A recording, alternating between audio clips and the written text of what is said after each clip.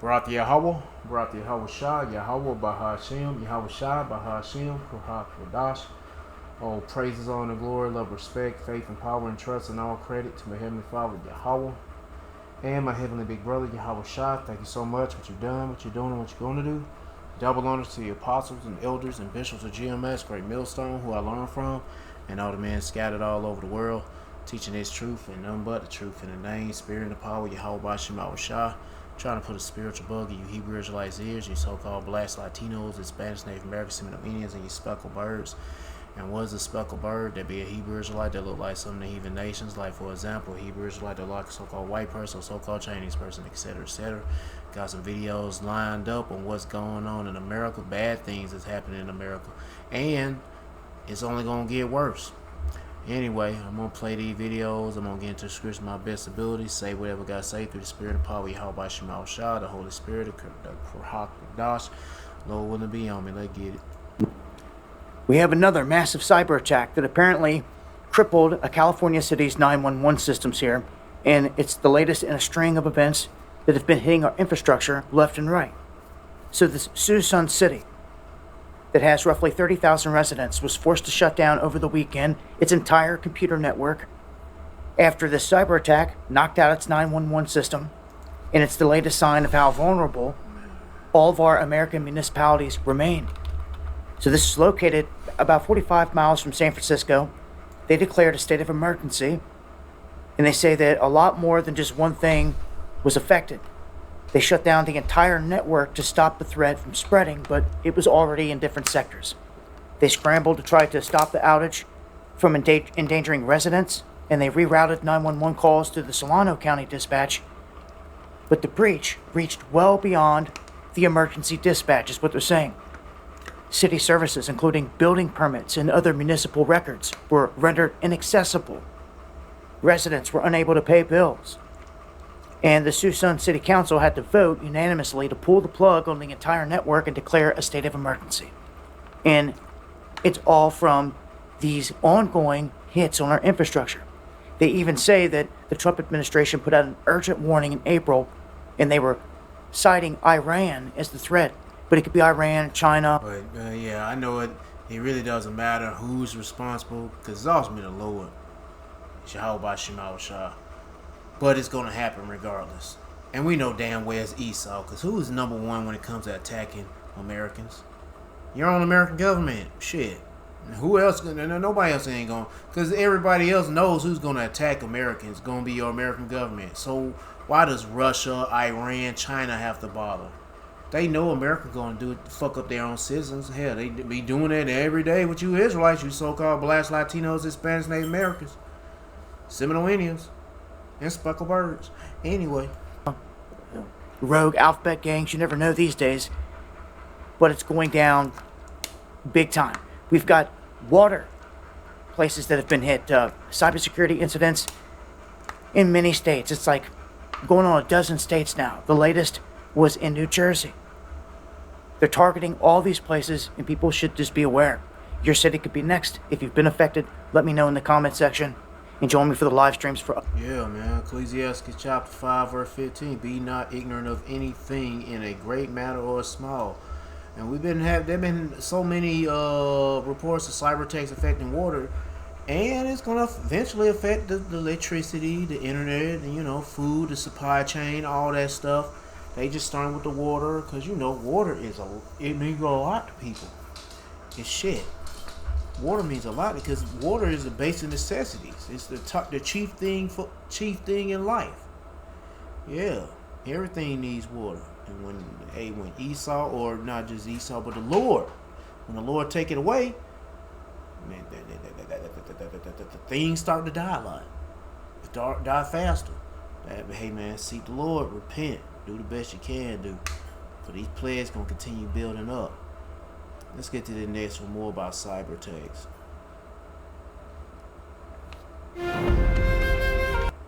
What is the worst case scenario for a cyber attack on U.S. critical infrastructure? I almost hate giving the playbook away, because I'd already have people working there. I'd already know how to bring down the major utilities because I have one guy on the inside feeding me the manuals, feeding me the access if I need it as well. So nobody knows what would happen when the gloves come off. What about water treatment facilities? What about the financial markets? I don't even like thinking about it. What is the worst case scenario for... I mean, shit, it's gonna get bad. He don't want to think about it, but hey, I do, and I want to talk about it. For a cyber attack on U.S. I want to hear about it and prepare for it spiritually, mentally, and a little bit physically, but mostly spiritually and mentally. critical infrastructure. And you should do the same thing too. Whoever taking heed and listening. What is the worst case? I'll start with this. Nobody knows what would happen when the gloves come off. And there are a couple of reasons why. We're in times of, basically, at least ostensibly, we're at peace right now with the modern nations like China and Russia. We may be fighting proxy things or ideological differences. But on defense, we don't know if we've seen 99% of their capability on offense or 20%. My gut is it's like 80%. In other words, they have stuff on the shelf, Sean, they've never deployed. We haven't seen it yet. That you save for the moment of need, right? So the first thing I would tell you, there's a book by Ted Koppel called Lights Out. And I read enough of that to go, I don't know if that happens. I don't think it's that bad, but genuinely nobody knows what would happen if all modern nations go all out in cyber. I can tell you our kids probably aren't going to school. I can tell you some regional trains aren't running. But I don't know if it's like there's De Niro, there's a movie out on Netflix called 0 Day. And it's all about this exact situation, but it's done by Hollywood. And I couldn't make it past the first 10 minutes. Trains were crashing into each other. Some child gets killed or some people get killed in a car accident because the lights aren't changing right, traffic lights. And I was like, man, I don't want to watch this. I would. I didn't. Shit was sucked. There wasn't much destruction in there. It only started off at the end. I was like, where the fuck is the action? There's all this mumbo jumbo talking dumb shit going on in the series. I was like, this motherfucking shit is boring. And then it started getting interesting at the end. I was like, all these episodes, now it finally starts getting interesting.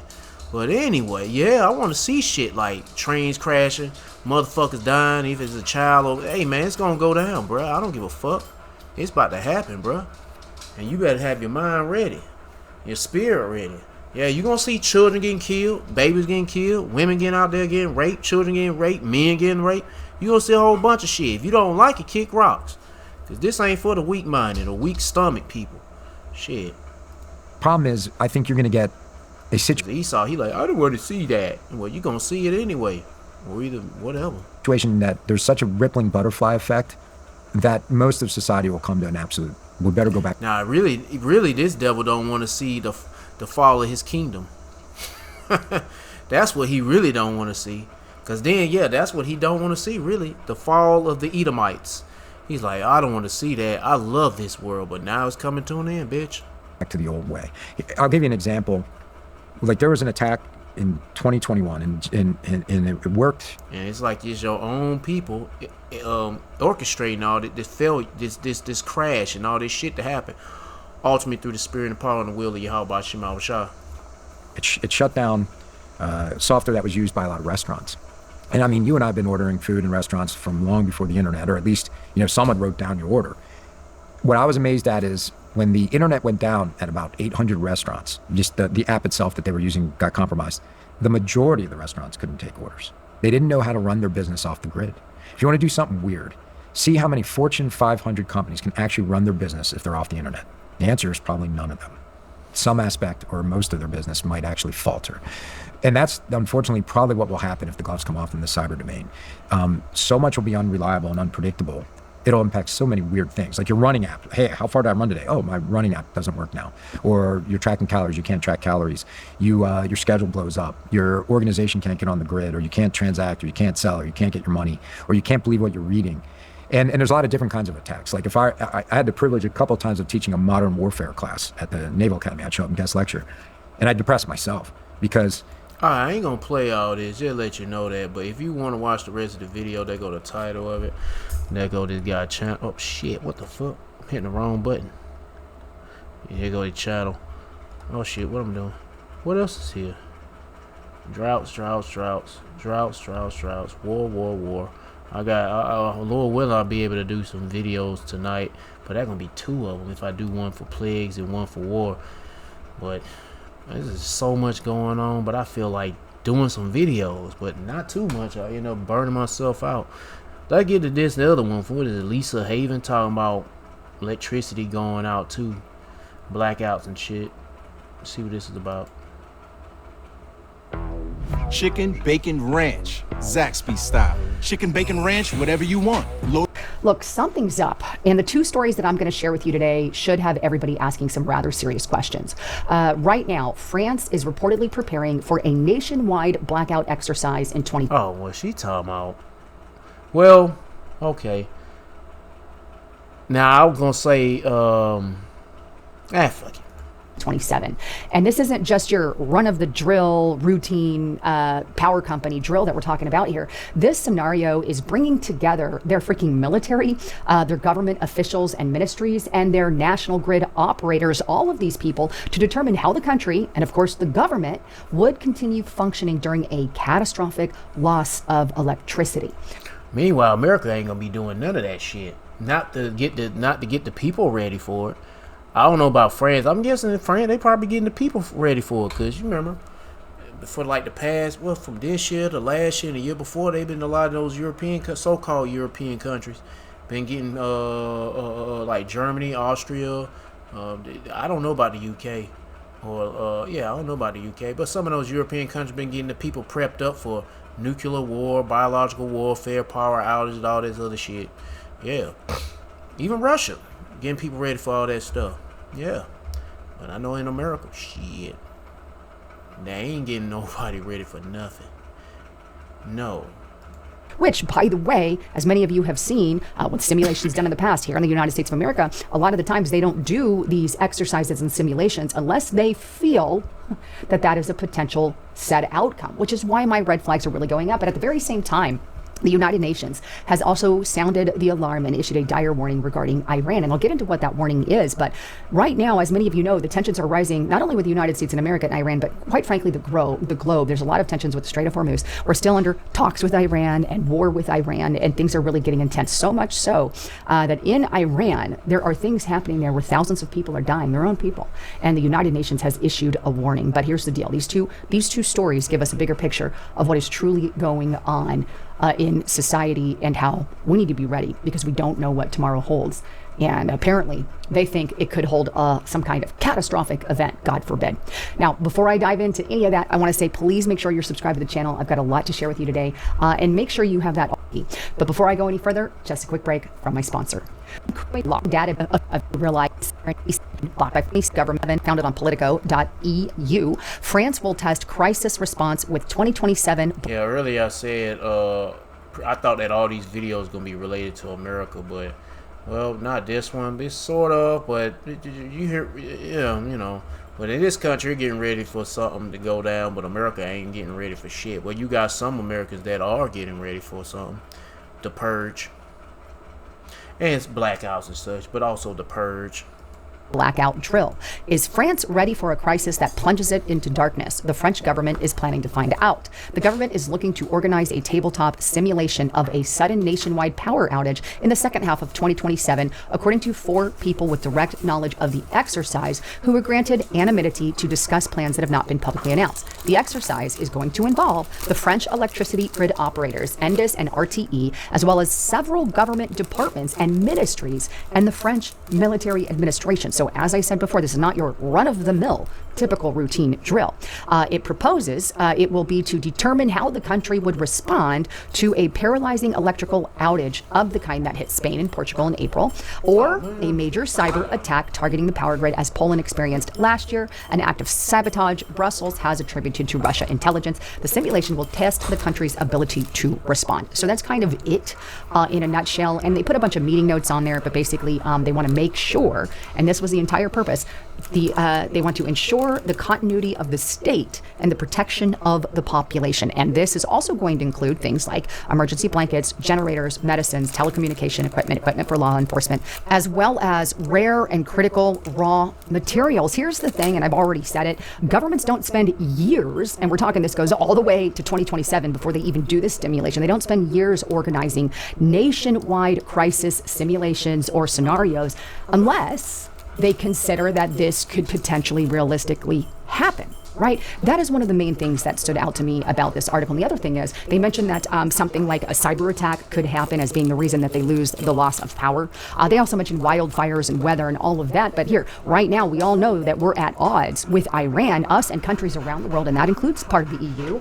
And so Iran has been known to do some pretty hefty, cyber attacks. And I think this is one of the reasons that France is preparing. And well, what you saw in that article is that France is quietly preparing another crisis, or another warning, if you will, has emerged from another part of the world. And this warning is coming from the United Nations. And it involves, you guessed it, Iran, who has been guilty of doing some cyber hacks in the past. Now, the U.S. is raising some serious concerns. Take a look at this article here. And this is what I'm talking about. And this is the OHCHR.org. It's straight on the United Nations website. And this is a comment by the human rights chief, Volker Turk, on Iran executions. And it's headlined, Iran, Turk says executions used to install fear and suppress dissent. And here's what his warning reads. I am alarmed by the rise in executions and death sentences issued in Iran since March, and that capital punishment continues to be... Hey, the same thing they talking about here with Iran, this same shit. They were talking about this shit last year, the year before. I don't know. They've been talking sometime, some like a couple years ago, especially Trump. Talking about he's good. He's all good for capital punishment, hangings, firing squads, guillotines. Hey, all that shit's coming. It's gonna be worldwide, but especially in America. Anyway, I ain't gonna play no more of this, but you get it. I'm trying to correlate what they're saying. Well, what France is going on, France is sensing the power out. They're getting ready for blackouts and shit. And I'm just trying to tie it in with America on this side. They're not getting ready for shit. So anyway, and plus this, I didn't know anything about this. She was going to read this article, but hey, they getting ready for some damn people to get executed. Hell, they already executing people in them concentration camps that mostly Northern Kingdom is in. Shit. Getting them girls pregnant up in there. Shit. And having sex with little kids in there. Yeah. It's getting bad. It's getting real bad. But anyway, when it comes to this power outage and such, don't think it's a joke. Ecclesiastes chapter 5 verse 15. Once again, be not ignorant of anything in anything in a great matter or small. Something small can grow big. Anything that's big can grow bigger. Yeah. Next one. Oh yeah, and when it comes to power being out, I don't know. I haven't watched this video, but I got a sense of feeling that when they're talking about one Virginia County's data center power battle is warning to everyone. So I'm guessing they're gonna take. I don't know. I'm just gonna check this out, but when you ain't gotta worry about no cyber attack affecting the daggone power grid. Hell, you can have the daggone data center affecting the power grid too. Or it could just be both. You might end up experiencing a power loss or blackout from the data centers and a cyber attack. Loudoun County became the You never know. center of the data center economy, and the millions in tax revenue that flowed out of those giant buildings, well, it made this place the envy of communities across our area and some around the country. We do not have the right to say no to power. How would you feel if I told you that the electric company was coming to your house tonight to take part of your property to build a massive power pole in your backyard? But every one of those servers needs electricity, and now Loudoun residents are learning they're nearly powerless. The reality is that the power lines are coming. It is almost impossible to stop them. This clash of cash and power lines, it's now hitting backyards and schools and leaving one neighborhood in this community living next door to an on-site power plant. We had no clue that there was going to be a power plant on site. We would very much like to shut this down as soon as we can. All of it as Loudoun County's leadership now admits this is awfully hard to stop. There's no question the benefit these data centers bring. Yeah, the money. But now, look how he smiled. The money. Starting to damage the very community that they were designed to benefit. With hundreds of... Oh, hold on. I don't know. Is he on the side of the people or the side of money, the company? Millions of dollars at stake. This fight is now quite literally in your neighbor's backyard. This is For More Context, your seat in the News 4 newsroom for a conversation about how we check facts, fight for answers, break stories, and hold each other accountable. And all these people being interviewed that don't want none of this shit be Edomites. Yeah. They being affected by Watch this. baseball? God damn it, they being affected by all this stuff. I hate when these fucking ads pop up. And they pop up at the worst time. All season long. Catch the action live with YouTube TV. Terms apply. Cancel anytime. We've been talking about the fight over data centers in Northern Virginia for a long time, but why does it feel different now, if at all? Because we're running out of space in Ashburn and in Loudoun County to build. Oh, okay. So pretty much, he's against data centers. I thought he was all for it. These data centers in the places that they were meant to go. That land that's been zoned industrial has been gobbled up. There's already enough data centers there, so now we're looking to expand. We're looking to put data centers in places that they weren't designed to go into.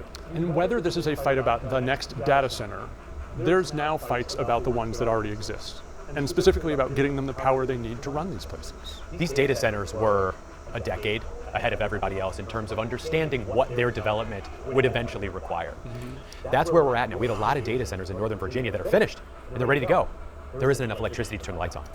Basically, state regulators say they need this transmission line so bad and so quickly because... Okay, I didn't know he was a news correspondent, but anyway. It could cause maybe brownouts, maybe even blackouts in parts of Virginia. That's how urgent this crisis is. It just seems like everybody And it ain't just in Virginia, it's in multiple cities, counties, in different states all across America that's people going through this stuff nationwide. And I just want to know, when are these you Babylonians gonna grab your guns and get the bang bang pow pow? I mean, god dang, go hurry up and do that shit, nigga. Goddamn, go and do that shit, nigga. Anyway, needed to do something about what's taking so long? God dang it. Until they absolutely had to, and now it might be a little too late in some cases. How tough have the nights been in this room as you hear from people anxious, upset, angry, whatever word you want to use about where those lines are coming? It's been pretty tense. Dominion had to come up with, at the time, 7, now 9 brand new transmission line projects. Well, those transmission lines are going right to residential neighborhoods. And there really is no option for Dominion other than to do this to get power to primarily to the data centers in Loudoun County. So you're going to have a power line going over your house, and if that bitch breaks, it might hit your house and set it on fire, and it might break and hit Timmy or Susie, and they're gunners. Shit. Anyway.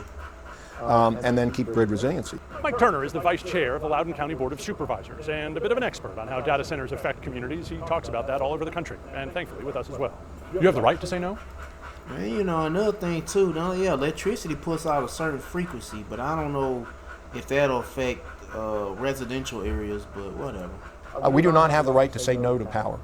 We are a regulated monopoly state. That means that in Virginia, Dominion must by law provide power to any consumer. This is a question of where they go, not if they come. Correct. So I think he keeping a straight face, but I think he's about that money. That's not always easy to understand. No, it's not. And if I were a homeowner, I would be upset with that. Why can't you, the controlling body of the local jurisdiction, be able to say, no, we don't want any power? It just happens to be the nature of the game. Should the General Assembly give you that power? I drafted a motion that the board accepted and submitted in the last General Assembly session that said, please give the right to deny an application based on power considerations. It didn't even make it out of committee. It died at the General Assembly. At the General Assembly, yep. Oh, okay, so I guess he's against this shit too. Which now means they're starting to draw these lines, and they're going through people's backyards. You pointed out they want to go through schools. Is that what really bugs people? That's when it hits home, the reality of this data center alley?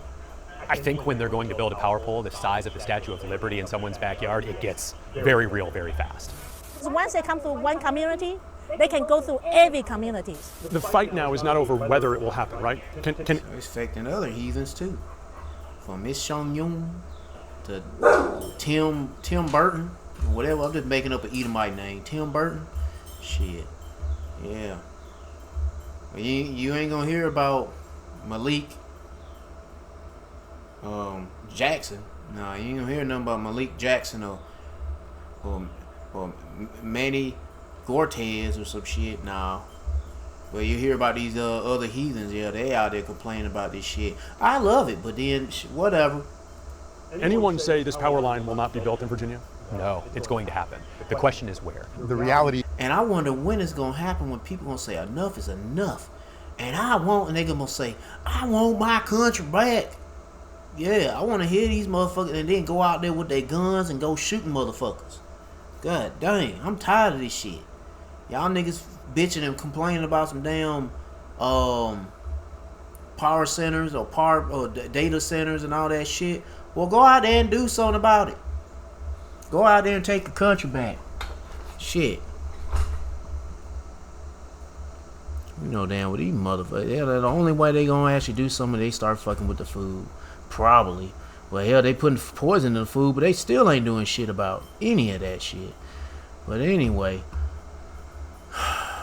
yeah, I mean, everything is by the Lord. Yeah, I know. I'm just doing all that talking, and it's all everything by the will of Yahweh by Shemal Shah. So, these people going to be on standby until the Lord press the button to make them go. They slow asses. Let me see. But the light's still gonna go off, and it will either, I don't know, it's gonna be brownouts, blackouts, some shit going down. Let's get to the next one.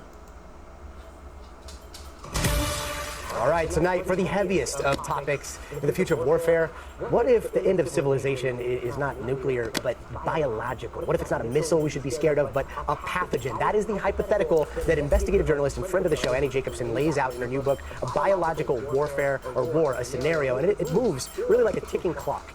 Here's how she lays it out. She says, U.S. intel is in a panic after satellites pick up this explosion at a bio-research facility out in Siberia, a site that has been linked to Russia's most secretive biological research. It's had problems, actually, in the past. And tonight, officials are desperately trying to... See, they talking about Russia. What about America? They've been... Come on, man. They had some... Come on, bruh. What was it? They talking about them Ukraine. Then over in Ukraine, they had laboratories there. Dr. Fauci with his COVID shit. I don't know where the fuck whatever, man. America full of shit. All these nations got their own laboratories for biological warfare to get people sick. Their citizens. You citizens are nothing but damn lab rats. And these niggas ready to fuck you up, man. That's why we pray the Lord have mercy on us. Answer one question in this book. Did a dangerous pathogen escape? It definitely got our attention. Joining us now is Annie Jacobson to talk about this. Annie, the scenario here, it is wild. The research here is so illuminating. And I gotta say, I'm reading this as we're covering like the latest outbreaks of salmonella and cyclospora, and I know that those are very different than the man-made disaster that you write about. But there are some overlaps when it comes to the confusion. How do we not have answers? Where are the gaps when it comes to surveillance? You're also seeing all this play out. You've researched all of this. How do you see today's detection of any sort of disease or virus that's spreading? We have a multi-billion-dollar system set up for precisely that, a syndromic surveillance system. CDC is supposed to be getting real-time reporting. As I show you in this book, it all fails miserably. We also saw that happen in COVID. And so we now know a biological catastrophe is not theoretical. It could happen, even though this book is terrifying. And there's a spoiler alert at the beginning that it ends in dystopia. The point is to really have it be a cautionary tale. It's a cautionary tale, and it's also happening while we're seeing what's happening on Capitol Hill with Dr. Fauci. We've got this grilling of Fauci. It's a Rorschach test, really, for so many people that are seeing this, that are remembering what happened with COVID and still wondering about what happened in Wuhan. And in this book, there's a distrust that is almost as powerful as the pathogen, right? That's still here. That's still among us, and I don't see an antidote to that. I mean, you're absolutely right. I think it's a huge problem that the fear, the distrust of science, the distrust of our public health officials, the confusion over all of that has just ratcheted up this threat. I was astonished after the Senate hearings with Dr. Fauci that even President Biden's COVID director, Dr. Joss, switched his position and said a lab leak out of Wuhan was plausible.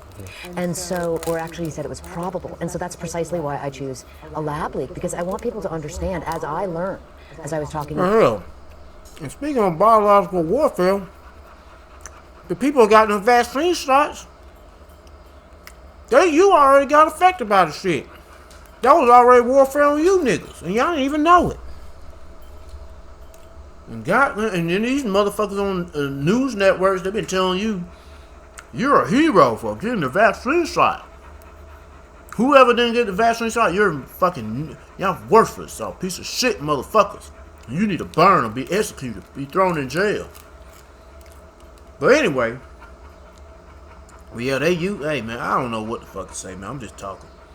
I say, hell, they already use biological warfare on you people with them damn vaccine shots, and you already see the results of that shit. And a lot of people just can't get it. They won't get it. They just won't accept the fact that they've been tricked and fooled and play like a dummy. And soon it's gonna get worse when that chip implant comes around. But anyway, yeah, y'all people, I'm lost. I don't have much words to say, man. I'm about to lose my train of thought any moment now. But anyway, let me get back to the video. My brain ain't functioning like it used to be. Shit, but all I'm trying to say is, you people that got them vaccine shots, hell, they've been already putting there was already biological warfare on you people. And shit, these niggas doing much worse things than that. Putting that same shit you people got put in your body, they put it in the food, water, air. That's why we gotta get the fuck out of here. All these subject matter experts that in biological war, it's not just a conventional attack. It is actually an accident or an incident that is. Man, you know, there ain't no such thing, no accident. And then that biological attack can be based off fear. And you want to get people, like say vaccinated, you pump fear in their ass. And you pump fear in their ass, then they're gonna pump them damn vaccines in their body. Yeah. Simple as. Just as dangerous to all of us. And an accident or an incident means a lab leak. A lab leak. And, you know, gain of function. That is something that we're all familiar with. COVID-19, coronavirus, and gain of function. They're seared into our brain. COVID-19, coronavirus, yeah, the vaccine shot. Yeah, that's a virus too. And yet gain of function is something that so many people pretend like they know what that means, and they have no idea. And I've covered it for a long time. I kind of knew what it meant until I read your book, and there's a very direct definition that you give. Health officials kind of tiptoe around what gain of function means because of the nature of gain of function. I can see why it might be necessary, but give it to us straight. What does gain of function actually mean? Gain of function, okay, so it's another way of saying genetic modification, but really easy to understand. And I'm with you that it's kind of like, what is that? It's such a mysterious term. Well, it's literally giving a pathogen, allowing it to gain more function.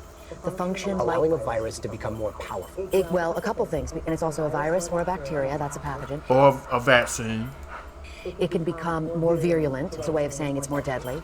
It can have greater transmissibility. So you and I speaking here, if something was airborne between us, that is a pandemic potential pathogen, as opposed to something that is transferred if you touch it or by contact. Airborne is the nightmare scenario.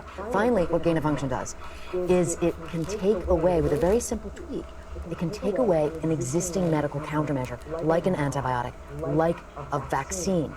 That's where you're really talking nightmares. Well, and to one-up the nightmare that you've just laid out, that you do in your book, also tweak the virus, so tweak the pathogen, so that people become euphoric when they go out and party and then spread it. And that... That is something that humans have actually thought of, and there is research into that, right? You're exactly right. Yeah, just like taking them vaccine shots. People be sweating them jab juices out of their pores and shit. And you might be rubbing your skin up against somebody else's skin and end up you getting a little jab juice inside your body too. Shit. Anyway, I want to hear this shit no more. These same niggas was one, especially I'm pretty sure this nigga here was promoting, telling people to get the shots and demonizing people who wasn't getting shots. Yeah, but biological warfare pretty much it's happening. It's been going on for fucking I don't know, and it's happening right now. Shit, it's not like it's outside. People from other countries are making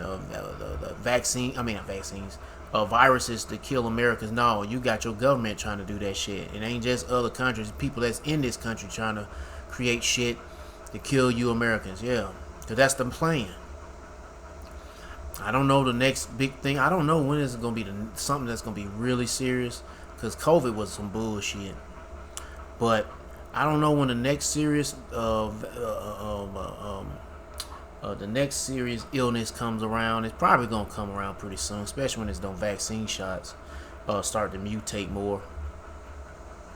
But anyway, Matthew chapter 24 verse 7.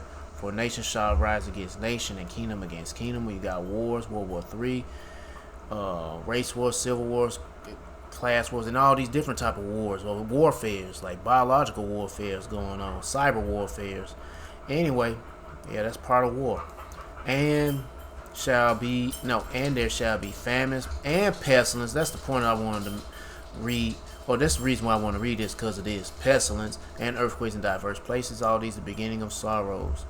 So whatever the wicked elite got up their sleeves, I wish they hurried the fuck up with it.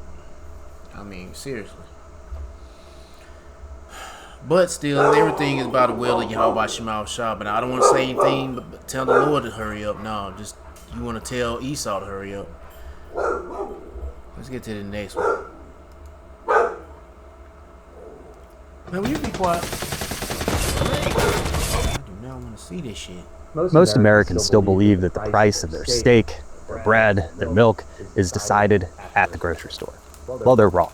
Right now, a rare double ocean shift is occurring in the Pacific and the Atlantic. This double ocean shift that is forming will effectively rewrite the prices in every single person's grocery store across this country. While most of the world is focused on politics, geopolitics, the Atlantic and the Pacific are literally deciding on whether or not your family can afford beef and bread this winter. As many of you know, a powerful El Nino is forming in the Pacific. A lot of people are calling this a super El Nino, one of the most powerful El Ninos that we've seen in decades.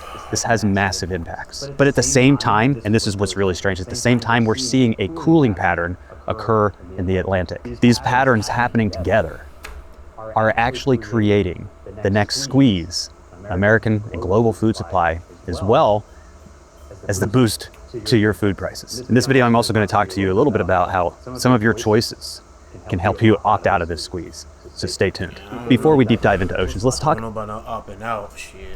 about where American agriculture sits right now in 2026. We just harvested the smallest wheat crop, get this, since the 1970s. Cattle herds are near historic lows. Throughout the Western states are dealing with a water crisis. Data centers are suing to get control over the Colorado River water. Fertilizer prices remain unstable. Strait of Hormuz remains relatively closed. If it remains closed, like I've said numerous times on this channel, through the month of August, it's now 1 month away. It's the first time I started talking about this. Once you go into the month of August, because of the way the supply chain works, we're going to start seeing impacts to the 2027 crop cycle. It takes way too long for our supply chain to catch up. You know, I've read a lot of analogies on this, and I agree with them.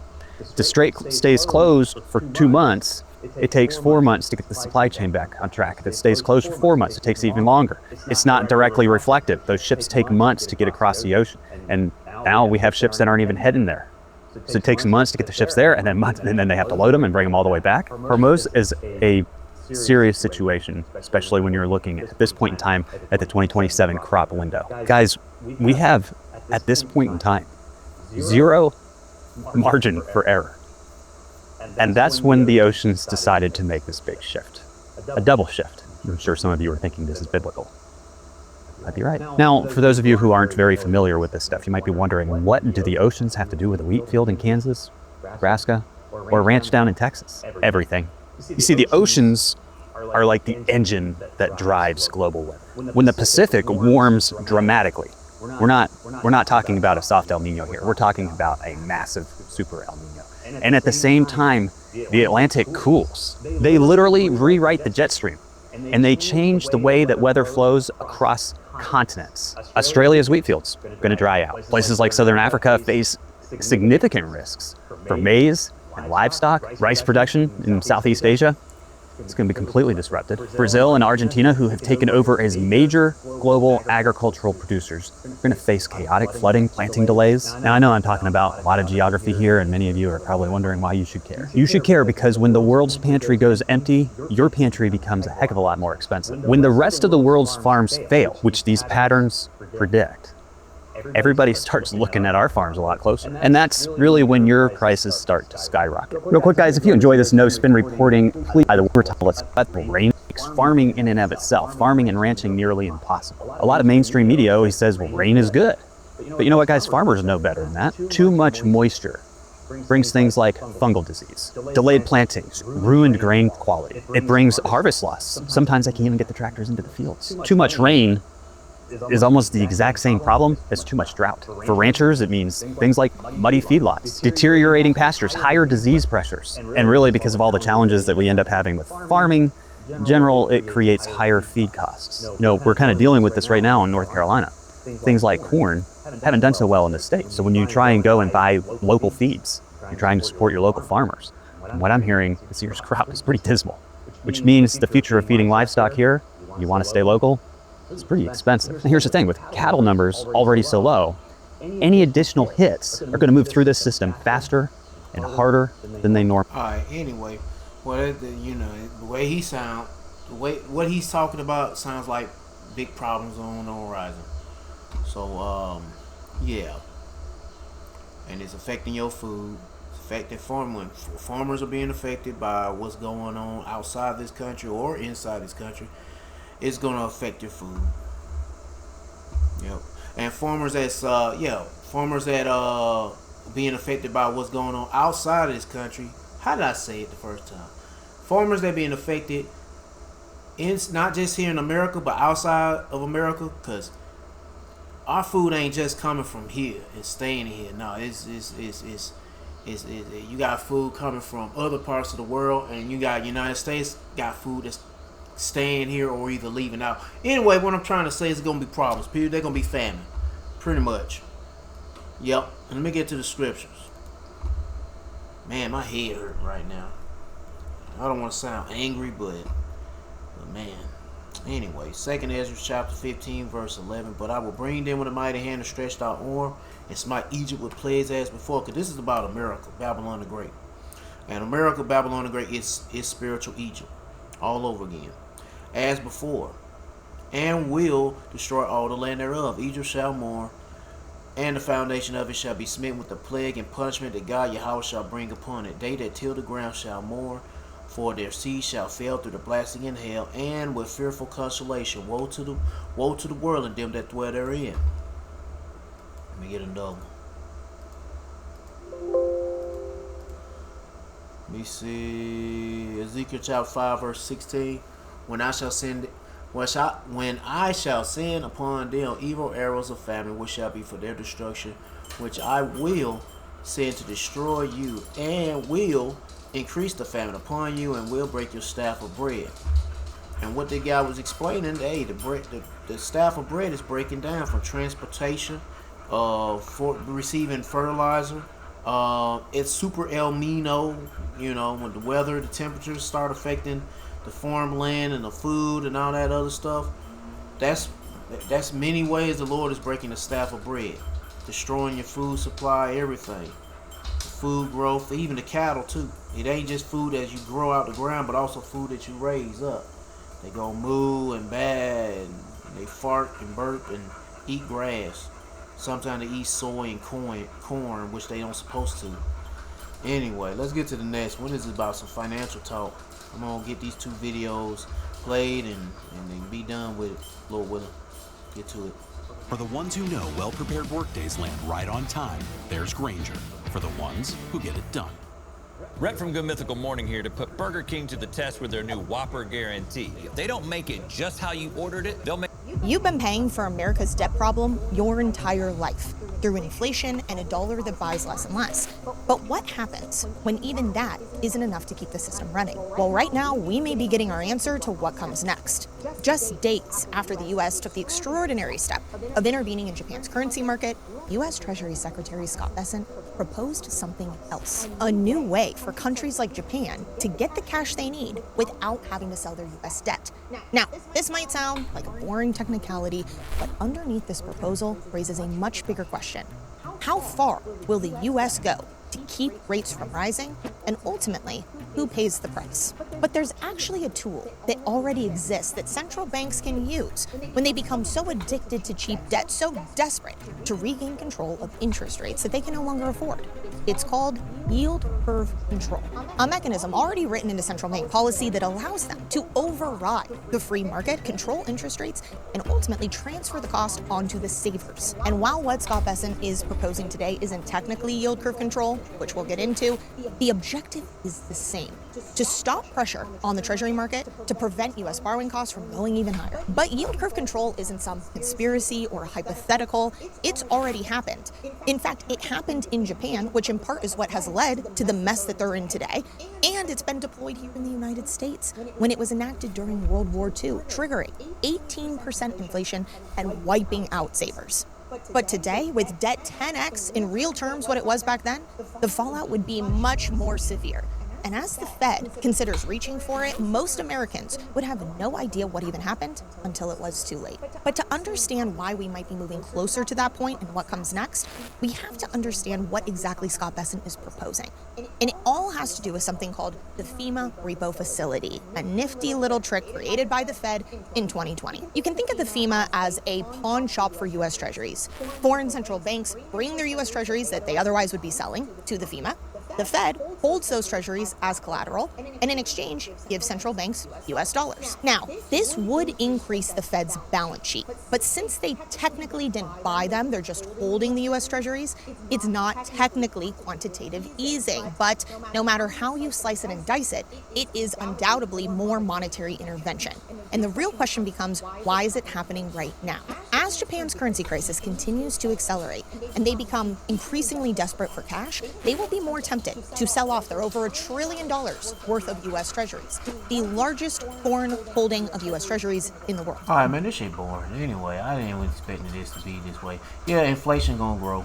Anyway, and let's see, the dollar is in this picture, what it redacted is the dollar's on fire. Is the U.S. economy hanging by a thread? Let's see. The U.S. economy appears to be hanging by a thread, by the way, and you wouldn't know that by looking at Wall Street and the exuberance over the massive AI infrastructure build-out that they're all very excited about, celebrating the earnings reports of companies like CoreWeave last night. Instead, talk to average Americans and the latest inflation numbers just out today, and look at the Consumer Sentiment Index. First, let's just talk about the consumer sentiment. This is how good people feel about spending money right now. Look at that on the right side of your screen. It's at near an all-time low. In fact, its consumer sentiment is now worse than the depths of the 2020 lockdowns. It's worse than the financial crisis in 2008, when all the banks collapsed and people's mortgages went belly up. It's worse than it was in the late 70s when interest rates were like 12 on houses. Like, we feel worse than that. Well, it's even worse than that. It's actually worse than the 1980s when inflation was at 18% and interest rates were at 18%. It's even worse. So that consumer sentiment is worse than that. You couldn't even buy 18% for an interest rate. And today we got the most damning numbers of all. The new inflation numbers out this morning show that the consumer price index jumped nearly a point from this time last year. So you can see there 2.5% up to 3.4%. By the way, do you think that number is accurate or way low? Way low. I'm going to say way low.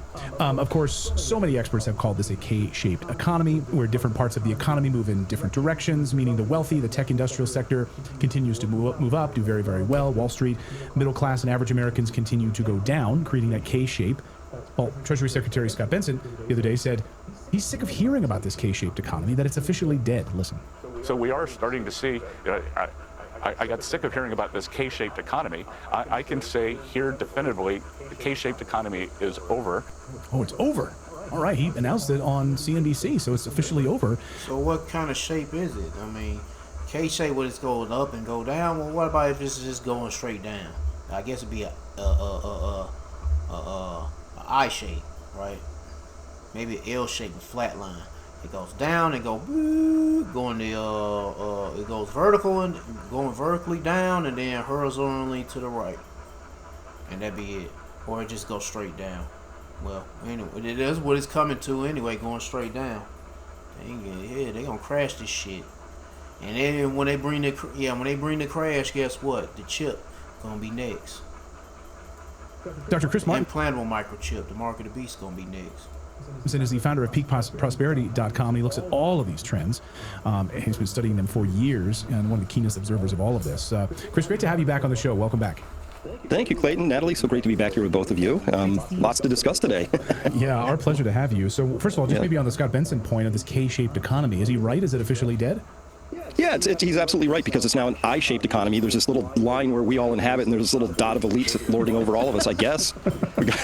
Right, so the K-shape has now just turned into something bigger for, for the elites that made such a small impact, and now the rest of us are dealing with, because the numbers out today on credit card delinquencies, car loan delinquencies, and the next foreclosures, right?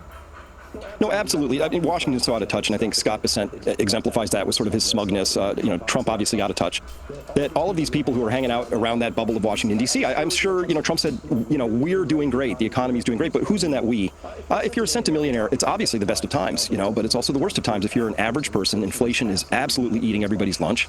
And we know that wages are not keeping up with inflation, but that's inflation as they've told it to us, which we all know it's a pretty big lie. So, what do I say? Listen, everybody knows the truth already. We're struggling. People are struggling with this. If you go out to eat, if you just try and buy a burrito, if you have to pay an insurance bill, if you just have to replace a condenser on an HVAC unit, you know the reality, which is that inflation is rampaging through this economy right now. And so the numbers are 3.4%. That we've seen numbers in the 3 and 4%. That's from this year to last year. So that's a full year, but we keep getting this every month, and it's been since the pandemic in the 3s and the 4s. So we know now that our prices since the pandemic are, what would you estimate? 40% what we were paying before? For most easily, and it kind of depends where you live. Yeah, if you're an urban consumer, you're elderly, you're on a lot of drugs or something, probably a lot higher, obviously. So here's a standout. Listen, it's a big report, the CPI report to tear through, but here's a standout. They told us that for the month of July, heating oil, which is diesel, went down 1.7%. But people who actually had to buy that substance discovered that it started out about $3.20 a gallon at wholesale at the beginning of July, finished at $4.20 a gallon by the end of July. So it's somewhere between, it went up 33% overall, but somehow they did their magic. They massaged the numbers and told us it went down, and obviously it didn't go down. So this is the level of prevarication we have to deal with. The BLS constantly massages, lies, gives out political numbers rather than real numbers, and that's just the nature of it. But I think everybody already knows what's true. So I'm going to put these price of items up here on the screen, because as Glow Blue Forever says, the only thing that's cheap to him is eggs right now. But so here is where we've seen the cumulative price increases. This was creative planning from Charlie Belilo, posted this on Twitter. Cumulative price increases in the U.S. over the last 7 years. Pound of coffee up 123%. Pound of ground beef 81%. Dozen eggs up 76%. Gas, utilities, home prices, fuel, oil, auto insurance, electricity, gasoline, transportation, restaurants, family health insurance, shelter, groceries, used cars, and new cars. The price of used cars skyrocketing, even higher than the new cars prices, which is crazy on the resale side of things. And the same is true of homes now. Even the resale home prices have ticked up to a point beyond even new construction homes, which is crazy. I don't know how is this sustainable? Maybe it's a stupid question, Chris, but it's not keeping up with wages. So it sounds to me like we are about to hit a wall. I think, yeah, and I hope it comes really fast. But anyway, we gotta be patient. I'm gonna end it there. If you want to watch the rest of the video, be my guest. I'm about an hour in, almost. There go the title of the video. There go the channel. Let's get some couple scriptures. James chapter 5 verse 1. Go to now, you rich man, weep and howl, for your measure shall come upon you. Your riches are corrupted, and your garments are moth-eaten. The USD is crap, and all these other world currencies, they crap too, because they ain't backed up by anything. Just like America's currency isn't. Your gold and silver is canker, and the rust of them shall be a witness against you. Let me see. And shall eat your flesh as it with fire. You have opted up treasure for the last days. And meanwhile, the currency is collapsing. They're taking people's wealth away too at the same time, and making sure you don't have nothing. Yeah, you won't have nothing, but you'll have a chip for you when the time comes, when they implement that mark of the beast. Yep. And when that crash comes, let's get to that. How people gonna react when that crash comes, the bad news come. Ezekiel chapter 7 verse 18. They shall also anoint themselves with sackcloth, and horror shall cover them, and shame shall be upon all faces, and baldness upon all heads. They shall cast their silver in the streets, and there go. Hold on, let me slow down, because anytime I get to some of these parts, I'll break down what's going on. Where I left off. Oh, I was right here. And they cash the silver in the streets. Yeah, when they cash the silver in the streets, that the little money they have physically is going to be thrown out, or either being used as toilet paper or fire tinder when it's cold and you want to start a fire in your fireplace or your fire stove. Yeah, that's the only thing good that dollar gonna be used for. Or tournament of paper planes, or play paper football with that damn dollar or the $100 bill. Yeah, play paper football. Be sliding the football one end of the table to the other end of the table. Yep. Used to play that shit. Yep. And then school, elementary school. Anyway. And their goals shall be removed. Whatever savings you got that's saved digitally is going to be wiped away. Yep. Pretty much, yeah. And their silver and their gold shall not be able to deliver them in the day of the wrath of the Lord or Yahweh. So you won't be able to buy your way out of judgment. They shall not satisfy their soul, neither fill their bowels, because it is a stumbling block of their iniquity. And before that even happened, let's get to what's happening right now. Because like, what's his name? Clayton? I forgot, what did he say? That people can't afford? Let me see. Which is crazy on the resale side of things. And the same is true of homes now. Even the resale home prices have ticked up to a point beyond even new construction homes, which is crazy. I don't know how, I mean, how is this sustainable? Maybe it's a stupid question, Chris, but it's not keeping up with wages. It ain't keeping up with wages. So it sounds to me like we are about to hit a wall. Yeah, they ain't keeping up with wages, and people are having a hard time trying to survive with the little money they got. Yeah, and that's what it says in this scripture. Hagar chapter 1 verse 6. Ye have sown much and bring in little. So you work so hard and so much, but you barely got any, you earn anything for your wages. Ye eat, but ye have not enough. Ye drink, but ye are not filled with drink. So you work so hard for very little, and you can't afford food to eat, water to drink, none of that. Or not even just water, if it's liquor. Yeah, you can't afford no cheap shit. Ye clothe you, but there is none warm. Here, you can't even afford to buy some fresh clothes or some shoes. You stuck with them same shoes with the holes in them, especially your drawers got holes in them, still got them same shit stains. So you got to still deal with that. Yep. And he that earneth wages to put into a bag with holes. So you ain't making no money enough for anything. You can't save nothing. And hey, that's how it's going to be. It's going to be rough. Hey, that's why we seek the Lord and pray the Lord have mercy on us and build us up through it. These rough times that's happening right now, and it's only going to get worse later on. Is there any more I can play? No, I'm about an hour in. They about to throw out those commercials, buy some bouillon, whatever you call it. But anyway, like I said, if you want to watch the rest of this video, they go to the title of the video, they go to the channel. I'm closing out. Feel like I'm about to come down with a headache.